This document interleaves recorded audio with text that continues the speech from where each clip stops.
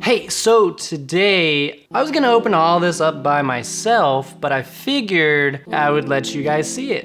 So I just invested in a new camera and an entire new camera system, as you can tell. So we got cameras, lenses, batteries, filters, and all of that stuff to open up. But before we get started, be sure to subscribe. You know, I'm gonna have so much more content about this camera and about all of these things, especially these things. These are pro mist filters, but we'll get into that. And like the video if you do end up liking it. And let's get started. So where do we start? I guess the best place to start with these things is like the small stuff that no one cares about and leave the big things for the end. Got to get that watch time. So let's do that. All right, so opening up this little box right here, we have, okay, so where did I put those? So we're starting off small. I got just some basic MPF batteries. These are 750s, I think. They are for the Ninja 5, which we'll get to in a second. We got batteries, nothing exciting quite yet. Moving on just a little bit, we have something with similar excitement. These are batteries for the R. They are power extra. Those are the batteries that I prefer because they have like 26 milliamp hours. It's pretty crazy.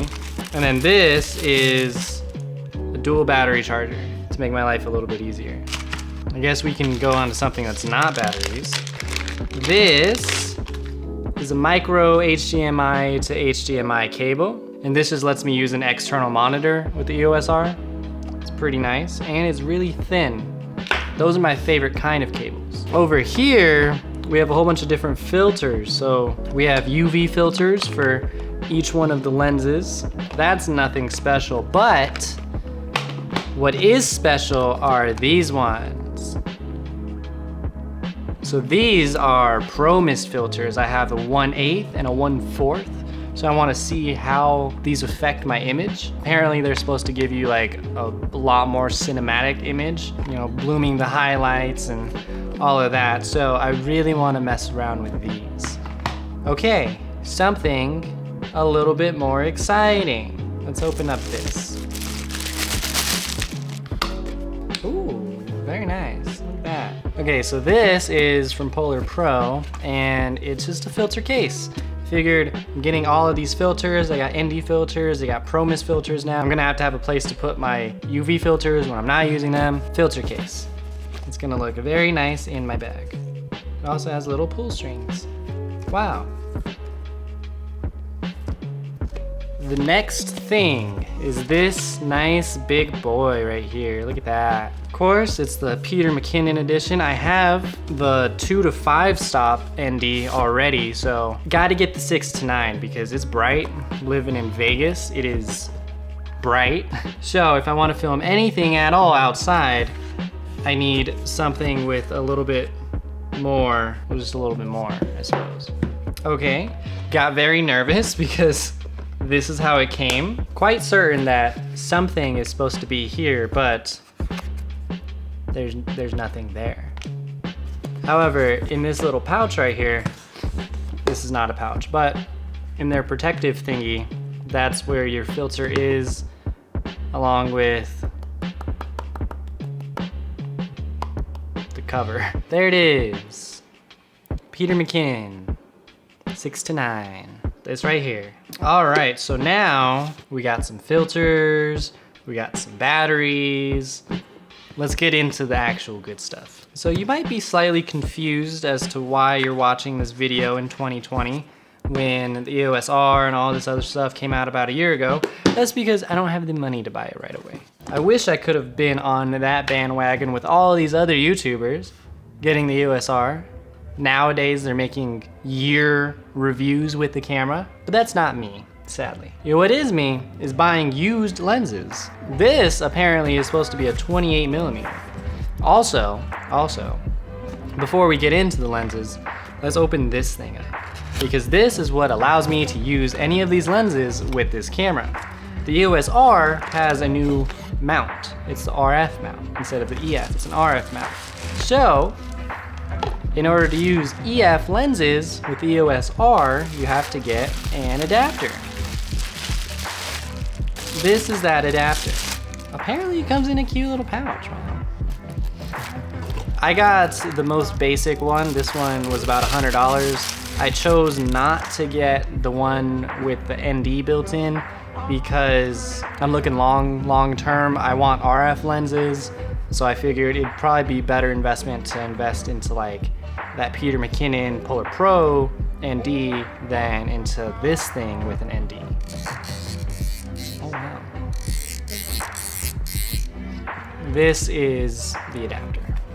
So it goes EF to RF. RF is a lot bigger, Jesus. So now, lenses, right? What lenses did I choose to get? So we're gonna start off right here in this ominous white packaging and just some bubble wrap. So this right here is Canon 28mm. You can't even see it. 28mm.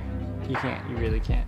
This was a fantastic little find because my other choice was like a 20 or like a 24mm, and that was a 2.8. This, however, comes down to a 1.8. It's a little bit more like punched in, so you're not getting as wide as a 20mm or even a 24, but that was the sacrifice I was willing to make because coming from the Sony a6400, which you're watching this on right now, I'm using a 16mm, and a 28mm full frame equivalent is actually the equivalent of using an 18mm on my Sony.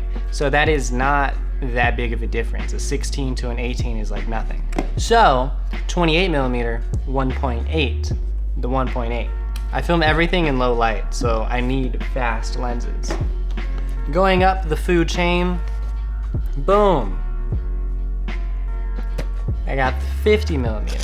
This one happens to be a 1.4. So I got all mid-range EF lenses. I chose not to get the L series because, again, I'm working towards the RF lenses, so these are fantastic. 1.8, 1.4, these are great. I don't need like a 1.2 or 1.4 for my 85. So I would rather save that money and spend it later for the RF lenses. So I got these gold ones that are mid-range. So here it is. Boom, look at that. 50mm. Can you see it? Not really. Okay, so we got the 50. Good old nifty 50. All right, up a little bit more. Boom, there we go. This is the 85mm. This is a 1.8. One thing that I would recommend that you do if you are investing into a whole bunch of lenses, try to get them within the same family. So it would have been super annoying if I got the cheap 50mm and then this 85mm. Yes, they would be the same f-stop, but they probably would have had a different filter size. So because these are all within the same family, they all have the gold rings around them, they all have the same filter size. So these are all a 58mm, which means that you have to buy less filters. You only have to buy one step-up ring instead of a whole bunch of step-up rings. This is a good thing. On to the big boy. This is my only L series lens. I'm very proud of it. Look at it, it's very nice. This is the most expensive lens that I got. This is the most expensive lens that I own, actually. Looking at it now. This is the 100mm macro. Gotta have a macro lens. Look at that. The macro. So why did I get this lens in general? Well, I was gonna get the 35 RF macro, but I figured this one was probably a little bit better. And I'm waiting until Canon comes out with the 100mm RF macro or something similar, some big macro. So I decided to get this instead because this seemed like a fantastic option. Macro lens is very nice. It's very nice. So on to the bigger things. Ninja 5. One of the good things about getting gear later than the rest of everybody is that you already know what to get. You know what you are dealing with before you buy it, because people have got it, they've tested it out. I know that this camera is gonna perform 1,000 times better with the Ninja 5. And that's the only reason I got this camera, was for the Ninja 5. Because this camera by itself it's all right, you know, it's not the best thing in the world. It's like a little bit better than my Sony. But with this, it's a completely different story. This thing allows for it to be 10-bit 422, and that's nice. Ninja 5. And a moment of truth, look at that. That's a big box that says R. EOS R. This is the new camera. Wow. So Canon's unboxing experience isn't much.